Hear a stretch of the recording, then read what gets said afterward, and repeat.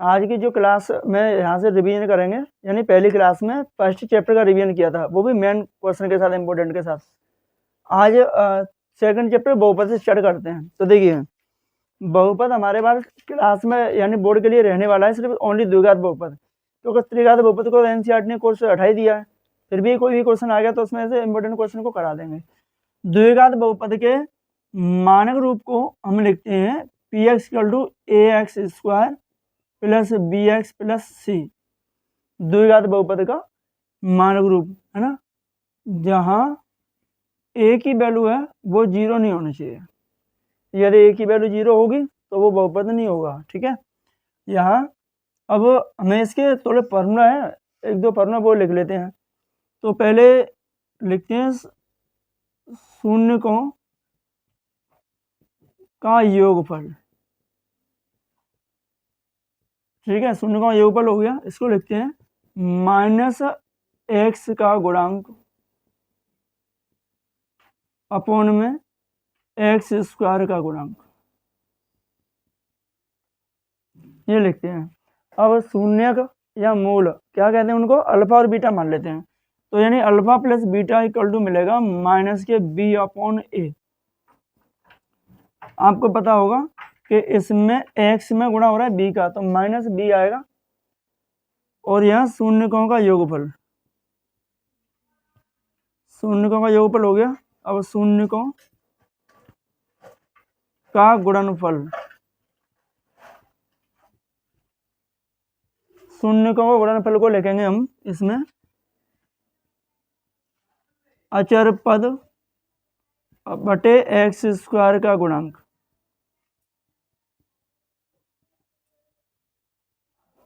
ठीक है, अचर पद जिसमें एक्स नहीं है, जैसे इसमें क्या है सी क्या है, अचर पद है। तो इसको लिखेंगे alpha into beta equal to C upon A इसलिए क्योंकि एक्स स्क्वायर में ए का मल्टीप्लाई हो रहा है, तो इसलिए आ गया अचर पद आपका। तो शून्य का गुणनफल अचर पद बटे एक्स स्क्वायर का गुणांक, तो ये हो गया। एक द्विघात बहुपद बनाने का जो फॉर्मूला होता है उसे लिखते हैं, यानी द्विघात बहुपद बनाने का फॉर्मूला उसे लिखते हैं पी एक्स इक्वल टू, या एफ एक्स भी लिख सकते हो, x square minus alpha plus beta x plus alpha beta, यानी एक्स स्क्वायर माइनस मूलों का योगफल इंटू एक्स प्लस मूलों का गुणनफल या शून्य का गुणनफल। ठीक है, तो इन पे विशेषकर ध्यान देना है। बाकी हमारे पास पता है कि हमें ए और बी के जितने फार्मूला हैं सर्वसमीकरण उन पे, तो फार्मूला का काम तो यहाँ से स्टार्ट हो जाएगा। उसके बाद थर्ड चैप्टर में फार्मूला है ही नहीं। ठीक है, तो ये नोट कर लो, उसके बाद में इससे आगे चलते हैं कि इसमें क्या है।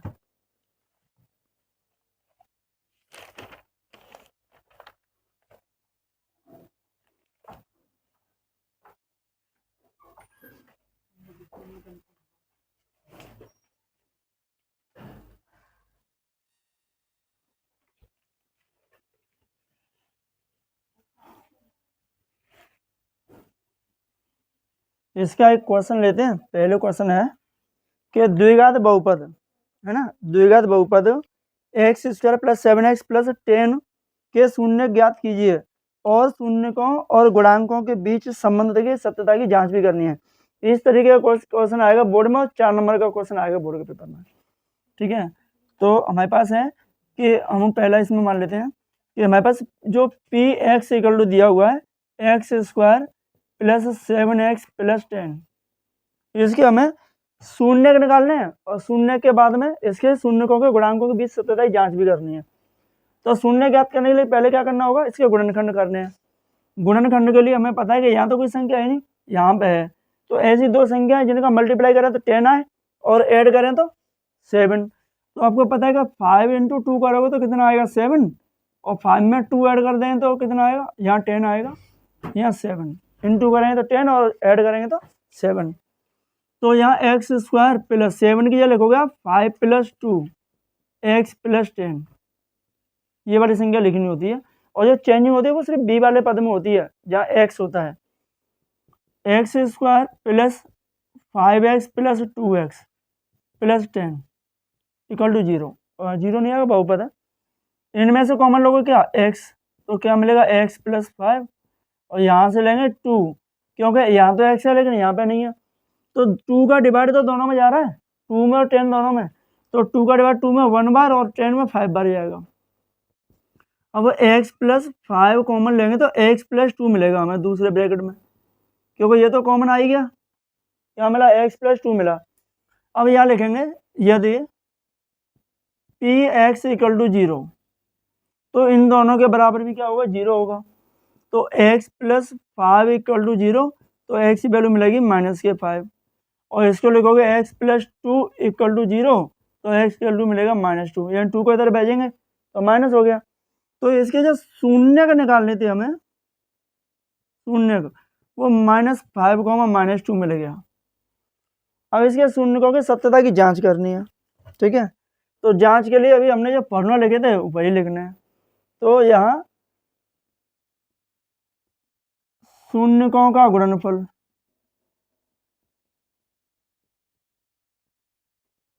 शून्य का गुणनफल क्या था, -x का गुणांक बटे में x स्क्वायर का गुणांक, ठीक है। अब शून्य क्या थे, शून्य को अल्फा प्लस बीटा माइनस, अब x का गुणांक में से देखोगे, इसमें से देखोगे, यहाँ x का गुणांक कितना है 7, तो 7 अपॉन एक्स स्क्वायर गुणांक कितना है ओनली 1, एक्स स्क्वायर में किसी भी संख्या कोई दिखाई नहीं दे रही तो 1 मानी जाएगी, क्योंकि 1 का मल्टीप्लाई किसी में भी कर दो वही संख्या आएगी, तो ये मिलेगा 1, तो ये तो मिलेगा हमें कितना, यही मिल गया, ठीक है। अब अल्फा की वैल्यू ये मिल गया, बीटा की वैल्यू ये है, तो क्या मिलेगा -5 प्लस -2 और इक्वल टू में ये तो 7 मिलेगी, तो ये दोनों माइनस के 7 और इक्वल टू में भी -7, तो ये तो ये ऊपर की जांच होगी, क्लियर है, ये हमारे शून्य के हैं वो सही है, वो भी क्लियर लग गया, ठीक है। अब शून्यकों का गुणनफल, शून्य गुणनफल क्या होता है,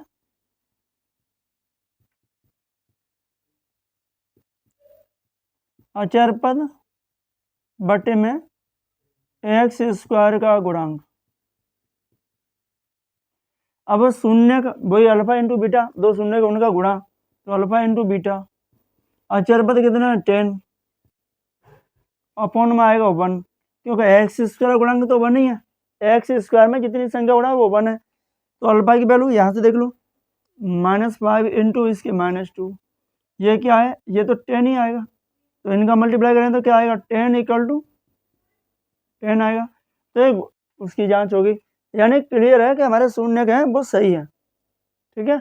तो ये जांच करनी है, इस तरह का क्वेश्चन 4 नंबर का बोर्ड के पेपर में आएगा, तो ये तो कम आया है लेकिन आ जाता है, इसके बाद अगला करेंगे वो सबसे ज़्यादा क्वेश्चन में आया है, ठीक है, तो इसको नोट करो, फिर अगले वाला देखते हैं बराबर।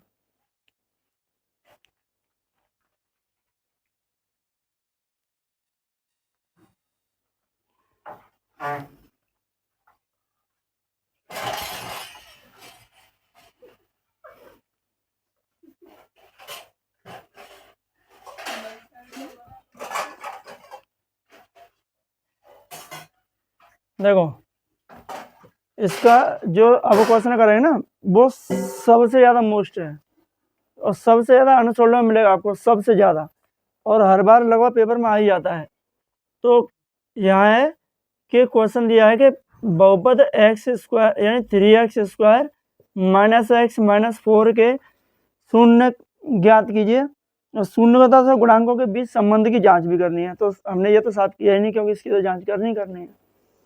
तो पहले क्या करना है, इसके गुणनखंड करने हैं, तो फैक्टर करने के लिए इस तरीके को मल्टीप्लाई करो, तो 3 का मल्टीप्लाई 4 में करें तो कितना मिलेगा 12 मिलेगा, तो यहाँ माइनस है तो माइनस करके आएगी, अब मल्टीप्लाई करें तो 12 आए और माइनस है तो 1 बचना चाहिए, तो मानेगा 4 में से 3 माइनस कर दो 1 बच जाएगा, और 4 का 3 मल्टीप्लाई करें तो 12 ही आ रहा है, तो यहाँ 3x स्क्वायर माइनस, यहाँ लगोगे x की जगह ये 4 - 3x - 4, ठीक है। अब यहाँ 3x स्क्वायर माइनस का गुणा करेंगे तो ये 4 है वो तो हो जाएगी माइनस की, और 3 माइनस इंटू माइनस प्लस के 3x और -4, ये तो हो जाएगा। इन दोनों में से ओनली x कॉमन आ सकता है, क्योंकि और किसी संख्या तो डिवाइड आएगा नहीं, तो यहाँ से x कॉमन लेंगे तो मिलेगा 3x माइनस 4। यही संख्या यहाँ बच रही है, क्या कॉमन लेंगे?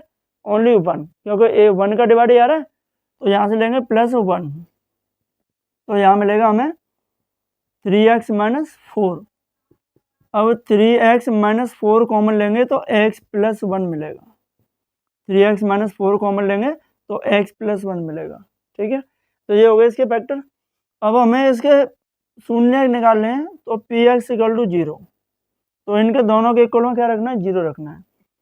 तो 3x माइनस 4 इक्वल टू 0, तो 3x 4 को इधर ट्रांसफर करोगे तो क्या हो गया? प्लस, यानी 0 आप 4 प्लस करोगे तो इसे हम ऐसे भी लिख सकते हैं 0 + 4, तब भी 4 ही आएगा। तो x इक्वल टू क्या मिलेगा? 4/3। एक तो ये मिल गया, एक यहाँ x प्लस 1 इक्वल टू 0, तो x 1 को इधर ट्रांसफर करोगे तो माइनस हो गया, बराबर के उस तरफ ले जाओगे तो माइनस हो जाएगा। तो इसके जो शून्य के निकालने थे हमें, वो हो गए -1, तो 4/3। ठीक है, अब जांच करनी है, तो यहाँ लिख देते हैं जांच, डॉक्टर बन जाओ थोड़ी देर के लिए। जांच में -x का गुणांक, अब x में कितने का गुणांक है? यानी लिखा हुआ है 3x² - x माइनस के 4, तो x में कितने का मल्टीप्लाई हो रहा है? -1 का, क्योंकि द्विघात बहुपद क्या लिखता है? ax² + bx + c, यानी प्लस ही प्लस रहता है, तो माइनस है तो इसमें ले माइनस, ये वाली माइनस और इसकी -1, इसका गुणांक ये 3। तो यहाँ अल्फा की वैल्यू आप रख लो -1 + 4/3 बीटा की वैल्यू, और ये मिलेगा 1/3, माइनस माइनस प्लस, इसके अपॉन 1 एलसीएम 3, तो क्या मिलेगा? -3 + 4, यानी 1/3। तो यहाँ पे भी 1/3 मिल रहा है और ये भी 1/3 है, तो शून्य का योगफल क्लियर हो गया, यानी दोनों का 1/3 आ रहा है, इनको भी ऐड करके 1/3 आ रहा है और फार्मूला से भी 1/3 आ रहा है। ठीक है, कोई दिक्कत है? समझ में आ गया? क्लियर? क्योंकि हमने ये वैल्यू जो यहाँ से निकाली थी वो भी 1/3 है, इन दोनों को जोड़ करके भी आपका 1/3 आया, तो यानी शून्यकों का योगफल है वो क्लियर है एकदम। गुणनफल की बात करते हैं, तो अल्फा इंटू बीटा, अचरपति कितना है? -4 अपॉन x² कितना है? 3, तो -4/3, इनका मल्टीप्लाई भी -4/3 है, तो ये हो गया अल्फा की वैल्यू -1 इंटू बीटा की वैल्यू 4/3, तो इक्वल टू -4/3। तो इनका मल्टीप्लाई करो, दोनों बराबर ही आ रहे हैं। ठीक है, दोनों बराबर आ रहे हैं ना, दोनों सेटिस्फाई हैं। -1 का गुणा 4/3 में करा था, -4/3 तो आएगा, यही आएगा ना, और यहाँ अचरपद -4 है ये, और x² कितना है? 3, x² का जो कोएफिशिएंट है, गुणांक है, वो कितना है? 3, तो -4/3 तो लिखेंगे, तो दोनों बराबर आ रहे हैं। तो इस तरीके से क्वेश्चन करना है, सबसे ज्यादा very very most important question है ये, वो बोर्ड के पेपर में आने वाला, सबसे ज्यादा यही आया पेपर में द्विघात बहुपद से। ठीक है, नोट कर लो इसको, अगला देखें फिर इसमें।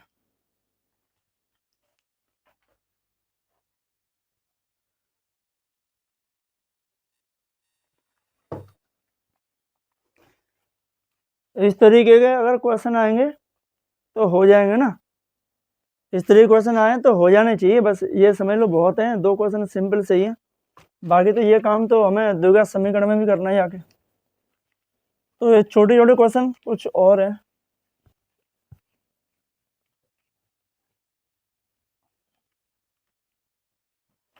एक क्वेश्चन है इसमें, एक द्विघात बहुपद ज्ञात कीजिए, द्विघात बहुपद ज्ञात कीजिए जिनके शून्यकों का योगफल और गुणनफल दिया हुआ है। तो हमें यानी शून्यकों का जो योगफल है वो दिया हुआ है -3 और गुणनफल दिया हुआ है 2। तो द्विघात बहुपद निकालना है और बहुत इजी है। द्विघात बहुपद यानी px = x² माइनस शून्यकों का योगफल x प्लस गुणनफल। तो योगफल को आप क्या लिख सकते हो? योगफल को हम यानी अल्फा प्लस बीटा, और गुणनफल होगा अल्फा इंटू बीटा। लिखते हैं नहीं लिखते हैं? तो हमारे पास अल्फा प्लस बीटा की जो वैल्यू है वो -3 है और अल्फा बीटा की वैल्यू है वो 2 है प्लस के। तो यहाँ x square minus into minus करेंगे तो मिल जाएगा प्लस का 3x और प्लस 2।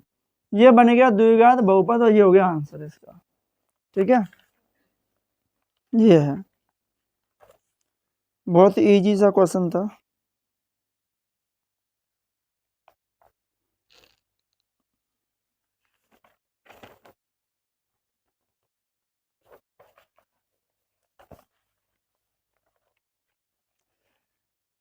एक और क्वेश्चन लेते हैं इसमें, इसे लिख लो।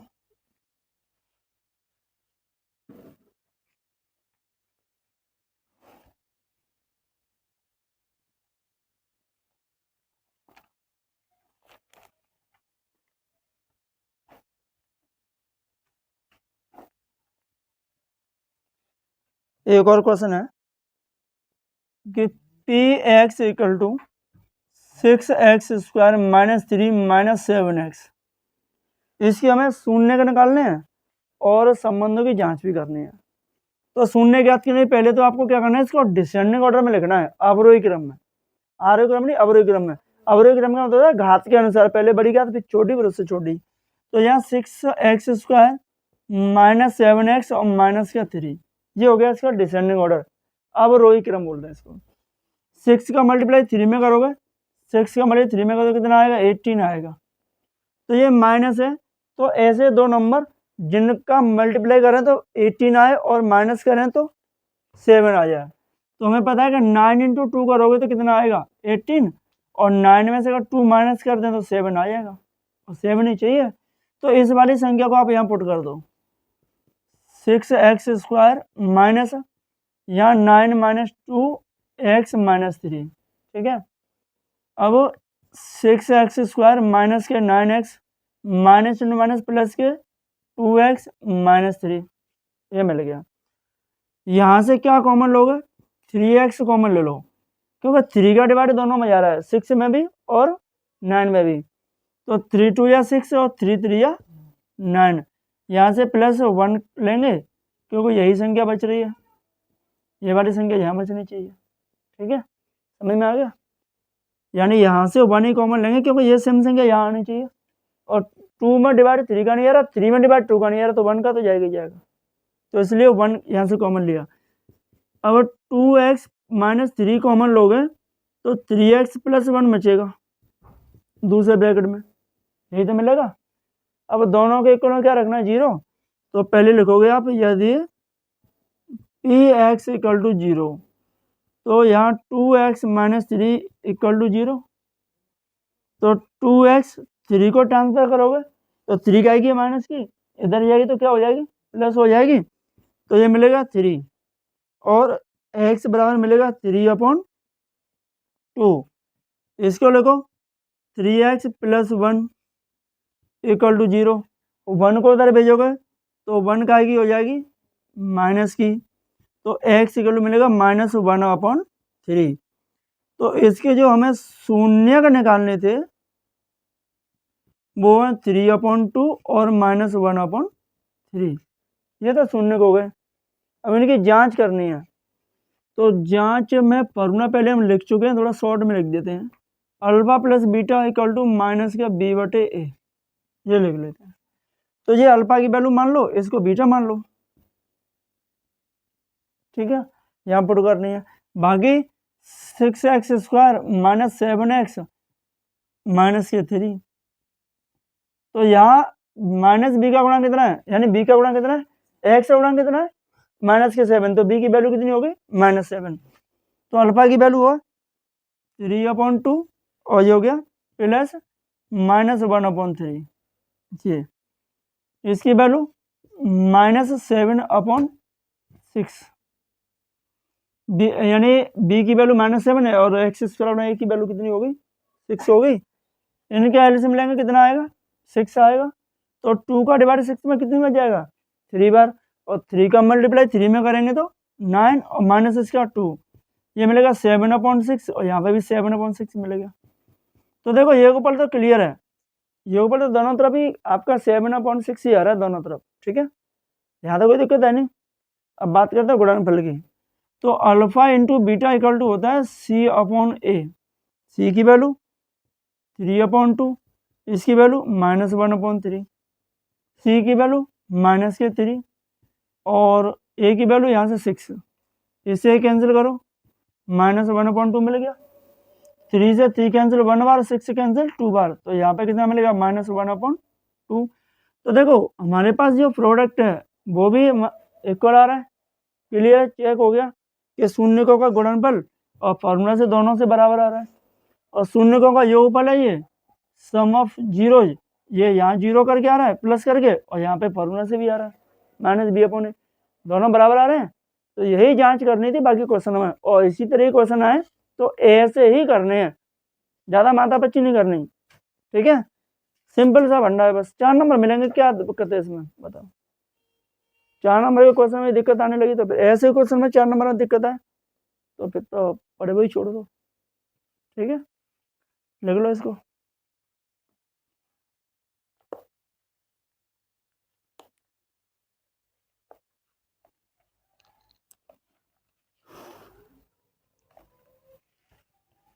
तो ये तो इस तरीके से हो जाते हैं गुणनखंड करने, बाकी फैक्टर और शून्यकों का योगफल और गुणनफल करने हैं, ठीक है।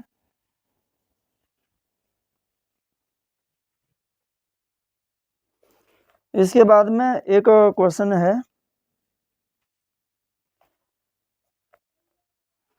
क्वेश्चन यहाँ लिख देते हैं, 5 नंबर लिख देते हैं। एक बहुपद दिया हुआ है px equal to 2x² plus 3x plus lambda का एक शून्यक 1/2 है, तो लैम्डा का मान ज्ञात करना है। क्या करना है, एक शून्यक मतलब x की वैल्यू 1/2, एक यानी द्विघात बहुपद होगा तो 2 आंसर आएंगे, 2 शून्य आएंगे, तो एक शून्य दिया हुआ है। शून्य का मतलब होता है कि उसकी वैल्यू को बहुपद में रख दो तो पूरा बहुपद 0 हो जाता है, ठीक है, तो पूरे का मान 0 आता है, इसलिए शून्य का मान आता है। जब आप 1/2 तो x ये रखोगे तो पूरे के इक्वल में क्या रखना पड़ेगा, 0, क्योंकि 0 के बराबर होगा। तो 2 या x को 1/2 का square plus 3 into 1/2 plus lambda equal to 0। अब देखो इसका करोगे तो इसका स्क्वायर आएगा 1/4, 1/2 का स्क्वायर 1/4 और प्लस ये मिलेगा 3/2 प्लस लैम्डा इक्वल टू 0, इससे कैंसिल 2 बार, तो क्या मिलेगा हमें 1/2 plus 3/2 plus lambda equal to 0। इन दोनों का एलसीएम कितना आएगा 2, क्योंकि दोनों के हर बराबर हैं तो संख्या ऐसी जुड़ जाएंगी 1 plus 3 plus lambda equal to 0, तो ये मिलेगा 4/2 और 2 से 4 कैंसिल 2 बार प्लस लैम्डा।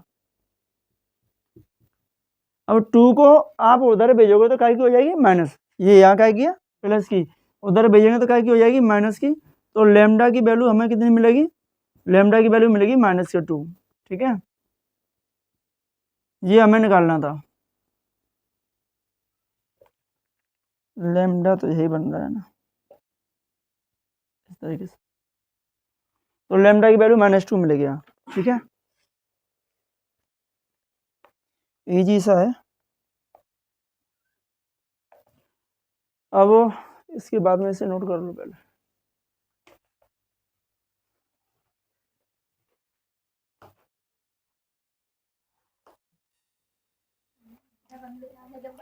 देखो एक क्वेश्चन यानी अल्फा बीटा वाले क्वेश्चन तो बोर्ड के एग्जाम में नहीं आ रहे हैं, वैसे कोर्स में तो गायब करते हैं, हटा दें, लेकिन आगे की प्रोसेस अगर सीखनी है, आप कंपटीशन में जाओगे तो पढ़ना पड़ेगा। तो अभी तो बोर्ड की तैयारी चल रही है, ठीक है, बोर्ड के बाद में कंपटीशन लेवल की क्लास चलाएंगे, जब देखेंगे क्या आएगा क्या नहीं आएगा, तो पूरा मैथ आएगा यहाँ से वहाँ तक। तो एक इसके बाद में एक क्वेश्चन है, थोड़ा सा मोस्ट ही है, एनसीईआरटी के मैथ में तो है नहीं, लेकिन कभी कभी बोर्ड के पेपर में पूछ लिया जाता है, और ओनली 2 नंबर का पूछा जाएगा, 1 नंबर का भी पूछ लिया जाता है। यदि बहुपद को लिखते हैं px equal to ax² - 5x plus c, ठीक है, कि शून्यकों का योगफल और गुणनफल दोनों 10 के बराबर है, यानी हमारे पास जो इसका शून्यकों का योगफल और गुणनफल है, शून्यकों का जो योगफल है वो, और शून्यकों का गुणनफल,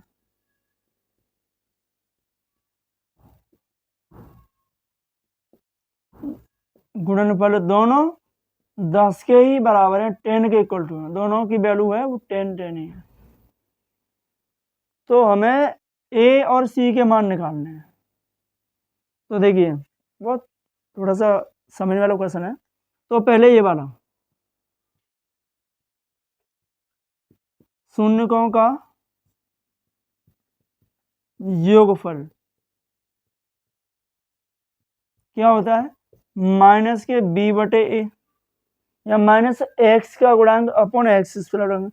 अब शून्यकों का योगफल कितना है, 10 है, 10 ही है। तो इसके लिए लिख दो 10 इक्वल टू माइनस बी का कितना, माइनस के 5, तो माइनस के 5 अपॉन ए, क्योंकि एक्स स्क्वायर में तो ए का ही मल्टीप्लाई हो रहा था, वो तो ए ही आएगा, वहाँ तो कोई आने वाला है नहीं। तो इसके अपॉन 1 लीजिए और गुणा करते हैं। तो ए का मल्टीप्लाई 10 में करोगे तो मिलेगा 10 ए इक्वल टू मिलेगा प्लस का 5, तो इक्वल टू मिलेगा 5 अपॉन 10। इसे कैंसिल 2 बार, तो ए की वैल्यू तो मिलेगी हमें 1 अपॉन 2, ए की वैल्यू तो मिल गई।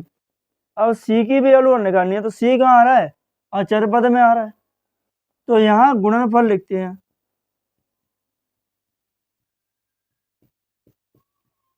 शून्यकों का जो गुणनफल है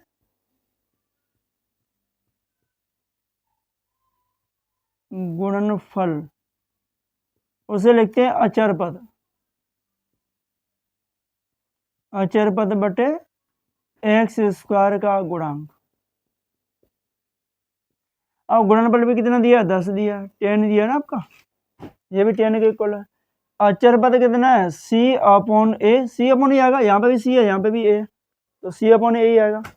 इसके अपन 1 लीजिए हम और क्रॉस मल्टीप्लाई करते हैं, तो सी का मल्टीप्लाई 1 में करें सी, और ये मिलेगा 10 ए, तो इसी कर लो 10 ए की वैल्यू कितनी है, 1 अपॉन 2, 2 से 10 कैंसिल है 5 बार, तो सी की वैल्यू कितना आ गया 5।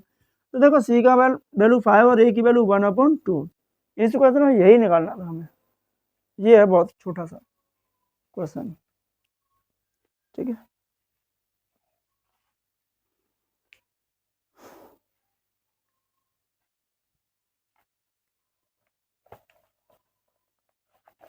बाकी तो क्वेश्चन की तरीका वही है सबका, कुछ खास नहीं है इसमें।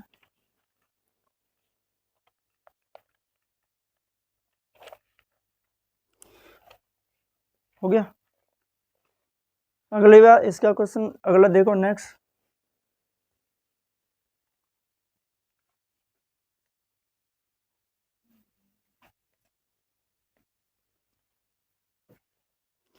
द्विघात बहुपद दिया हुआ है, यानी क्वेश्चन नंबर हमारे हिसाब से 7 चलेगा।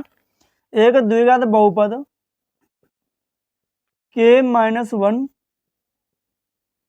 X square plus k x plus 1 के शून्यकों में से एक शून्यक दिया हुआ है, में से एक जो शून्यक है वो -3 है, तो दूसरे शून्यक का मान ज्ञात करना है, ठीक है।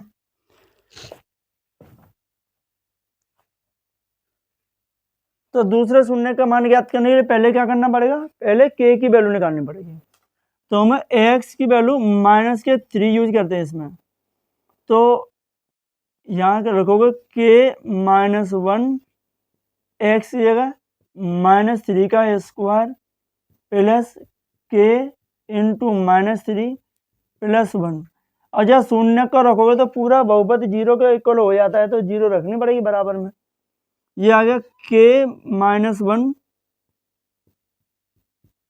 3 का स्क्वायर 9, इसका मिलेगा -3 के प्लस 1 इक्वल टू 0। अब क्या करना है, 9 का मल्टीप्लाई करो इसमें, तो मिलेगा 9 के -9 -3 के प्लस 1 इक्वल टू 0। अब यहाँ 9k में से 3k माइनस करो, जिनमें से k है वो k में से k वाली संख्या माइनस हो जाएगी, तो 9 में 3 करें तो 6k मिलेगा, और 9 में से 1 माइनस करेंगे तो माइनस के 8 इक्वल टू 0।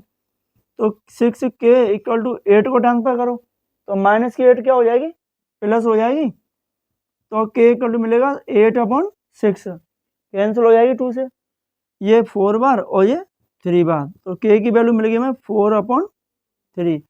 अब हमें तो दूसरे शून्य का मान ज्ञात करना था, तो इस k की वैल्यू को इसमें पुट कर दो, इस वाली संख्या में बहुपद में k की वैल्यू पुट कर दो। बहुपद है px equal to k minus 1 x square plus k x plus 1। अब यहाँ 3/4 k की जगह रखनी है, तो देखिए px equal to 4/3 minus 1 x square, ये वाले 4/3 है वो k की जगह रख दिया, प्लस यहाँ पे k है, k की जगह रखो 4/3, तो 4/3 एक्स और प्लस 1। अब यहाँ से आप इसे माइनस करोगे, यानी 4/3 माइनस 1/1 लोगे तो आपको मिलेगा 1/3, हल करके एलसीएम लेके हल करोगे तो 1/3 आएगा, तो इसका मिलेगा 1/3 x square plus 4/3 x plus 1, इसके अपन 1 मान लीजिए, एलसीएम क्या आएगा 3 आएगा, है ना, तो ये मिलेगा x square plus 4x plus 3, तो इसे रखेंगे 1/3 अलग, और ये मिलेगा हमें x square plus 4x plus 3, यानी अपॉन वाले 3 को इस तरीके से लिखा जा सकता है। अब क्या करना है, फैक्टर करने हैं, फैक्टर करने हैं तो मल्टीप्लाई करें 3 आए, और जो जोड़ें तो कितना है 4 आ जाए, तो इसे रख लो 1/3, यहाँ लिखोगे एक्स स्क्वायर प्लस 3 में आप 1 ऐड कर दो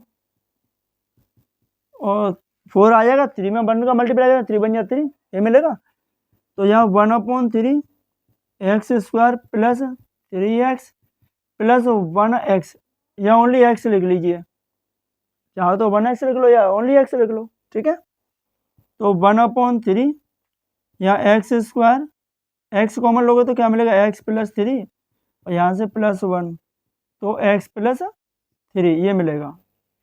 अब यहाँ फैक्टर तो हमारे हो गए, 1/3 एक्स प्लस 3 कॉमन ले लो, तो दूसरा मिलेगा x प्लस 1। अब लाना क्या है, दूसरे शून्य का मान, तो यहाँ लिखोगे px इक्वल टू 0, ठीक है, तो इनके इक्वल में क्या रखना है आपको, 0 रखना है, यानी ये तो चला जाएगा 1/3 कहाँ, 0 में, बराबर 0 का तो 0 में चला जाएगा, मिलेगा x प्लस 3 इक्वल टू 0, तो x इक्वल टू -3 आ गया, जो कि हमारे क्वेश्चन में दिया हुआ था -3, वो तो ये निकल आया। अब हमारे पास जो दूसरा शून्य है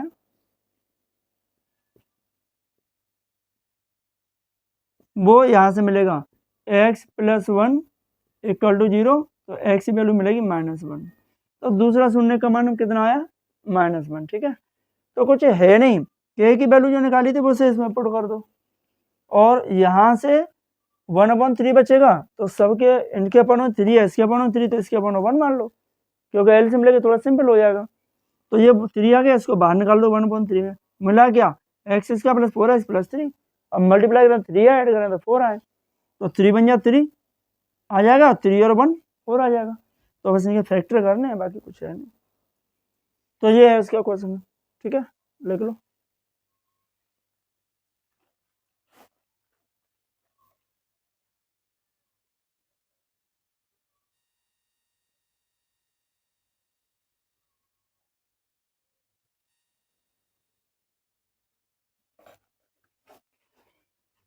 तो बहुपद में तो बस इतना सा ही समझ लो, बस इस तरीके का रिवीजन करते रहना, बहुपदों के योगफल शून्य दिए तो बहुपद कैसे बनाना है, बस वो हमें सीखना है, ठीक है, बाकी शून्य का कोई जांच करना यही है हमारे पास, इसमें और कुछ खास नहीं है। तो चलते हैं थर्ड चैप्टर की तरफ में।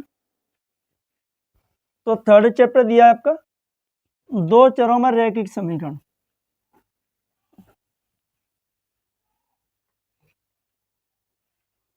तो दो चरों वाले रैखिक समीकरण का पहले मानक रूप लिखते हैं।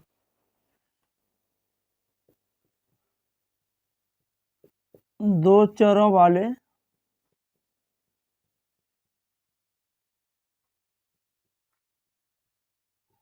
रैखिक समीकरण का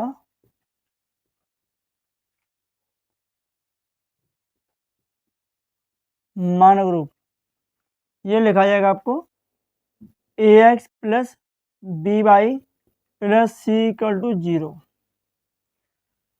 यहाँ क्या है कि जहाँ ए बी और सी बिलोंग टू आर, मतलब क्या है, रियल नंबर है, वास्तविक संख्या है, और एक्स वाई है वो आपकी चर संख्या है।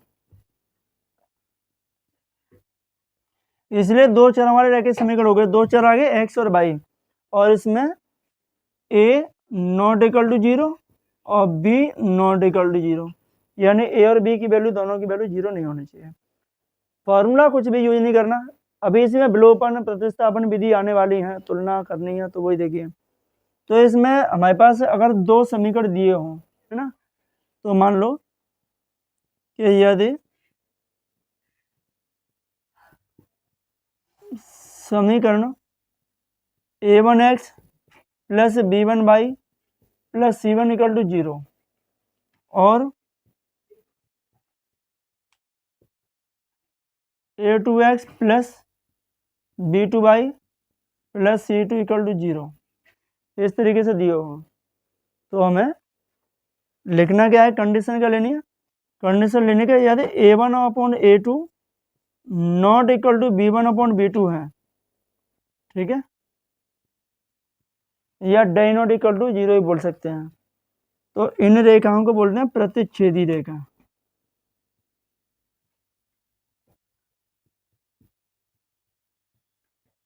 ठीक है, प्रतिच्छेदी रेखा है, और इनको हम संगत भी बोलते हैं, संगत रेखाएं भी हैं। और जब a1 upon a2 not equal to b1 upon b2 है, तो ये कैसे होंगे, इनका एक हल होगा, या बोल सकते हैं कि अद्वितीय हल होगा। ठीक है, कभी कभी ऑप्शन में पूछ लेता है हमें ये। तो ये कंडीशन जब इस तरीके से आएगी तब, यदि कंडीशन आती है a1 अपॉन a2 बराबर b1 अपॉन b2 और equal to c1 upon c2 not equal to c1 upon c2, ऐसे रख लेते हैं, तो ये रेखाएं होंगी वो कैसी होंगी, समांतर होंगी।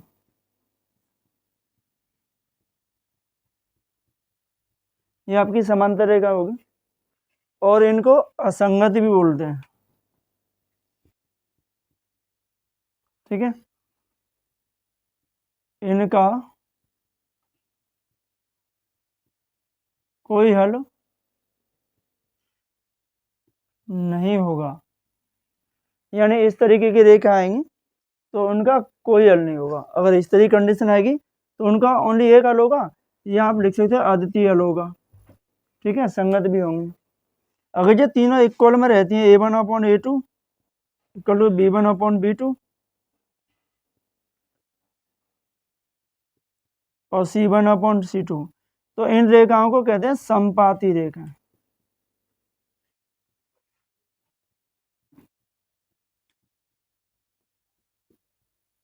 ठीक है, समपाती रेखा है, और ये संगत भी होंगे।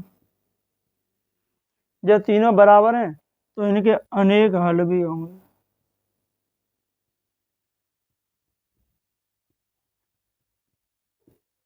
इनके अनेक हल होंगे। ठीक है, तो ये हमारे पास स्टार्टिंग से आने वाला है दो चरों वाले रेखीय समीकरण में। बाकी तो स्टार्टिंग इनके बाद में सीधे विलोपन प्रतिस्थापन विधि पे ही जाएंगे। ठीक है, तो इसे नोट कर लो।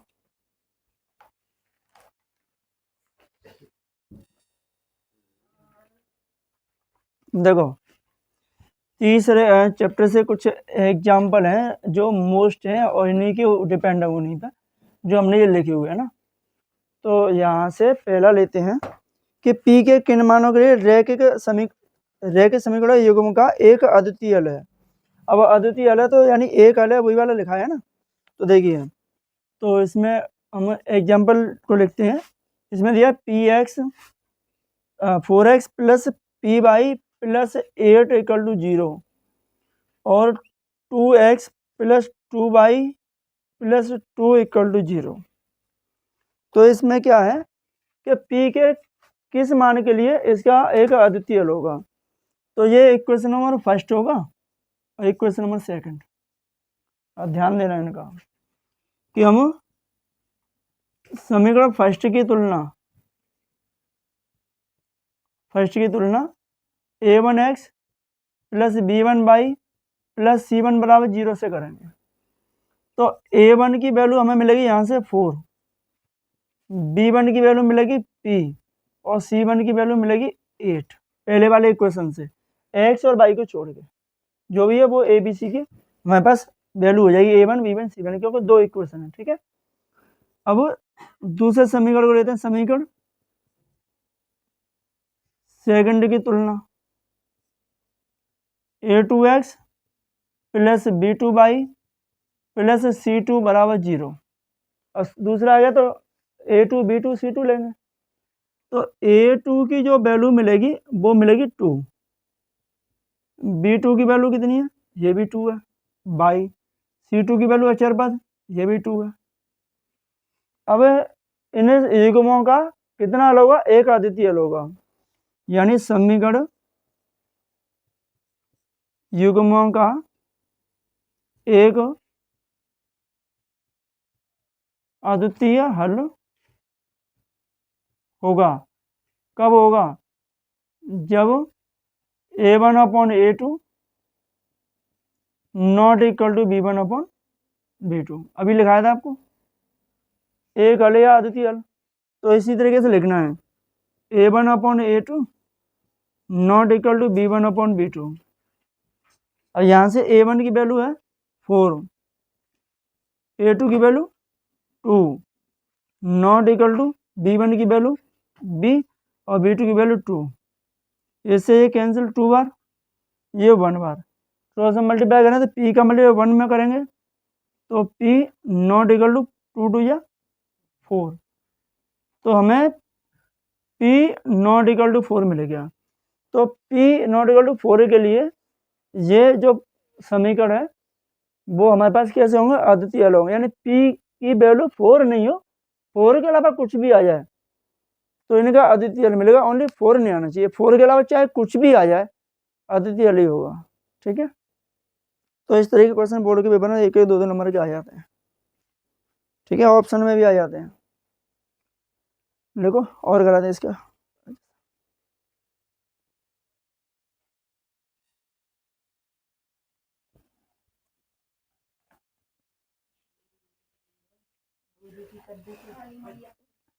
तो यहाँ से एक और लेते हैं।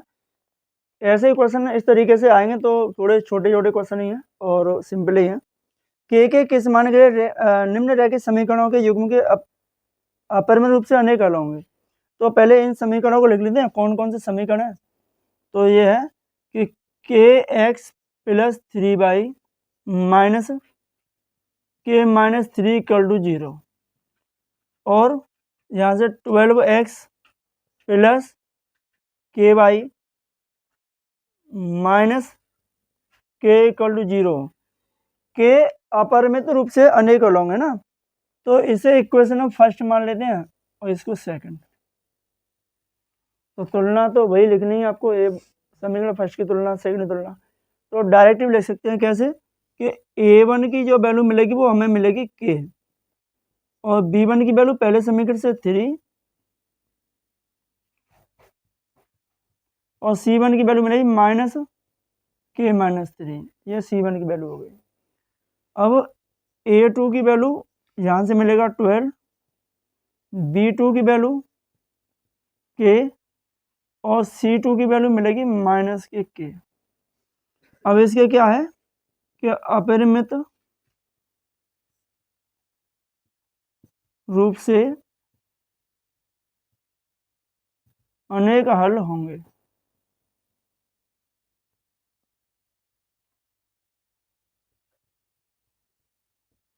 तो अनेक हल होने के लिए क्या लिखते हैं हम, a1 upon a2 equal to b1 upon b2 और equal to c1 upon c2। ठीक है, तो हम इस तरीके से लिख सकते हैं यहाँ। तो हमें इनकी वैल्यू लिखनी है, यानी हमारे पास है कि a1 upon a2 equal B1/B2 है, तो हमारे पास B1/B2 इक्वल C1/C2 होगा, तभी तो तीनों बराबर होंगी। तो इनकी वैल्यू रखनी है हमें। A1 की वैल्यू है K, A2 की वैल्यू 12, इसकी वैल्यू 3/K। क्रॉस में मल्टीप्लाई करेंगे तो इसका मल्टीप्लाई इसमें करेंगे तो मिलेगा हमें K² और ये मिलेगा हमें इसका मल्टीप्लाई 36। तो K इक्वल टू मिलेगा रूट में 36, ये कितने का हो गया, K इक्वल टू 6। तो K की वैल्यू मिलेगी 6। यहाँ से B1 की वैल्यू है 3/K, इसकी वैल्यू -K-3 अपॉन में माइनस का K, तो माइनस से माइनस कैंसिल और ये वाली संख्या से ये वाली संख्या कैंसिल, तो 3 इक्वल टू K-3, यानी क्या मिलेगा हमें, K इक्वल टू 3+3, यानी K की वैल्यू मिलेगी हमें 6। दोनों तरफ 6 ही मिल रहा है आंसर में।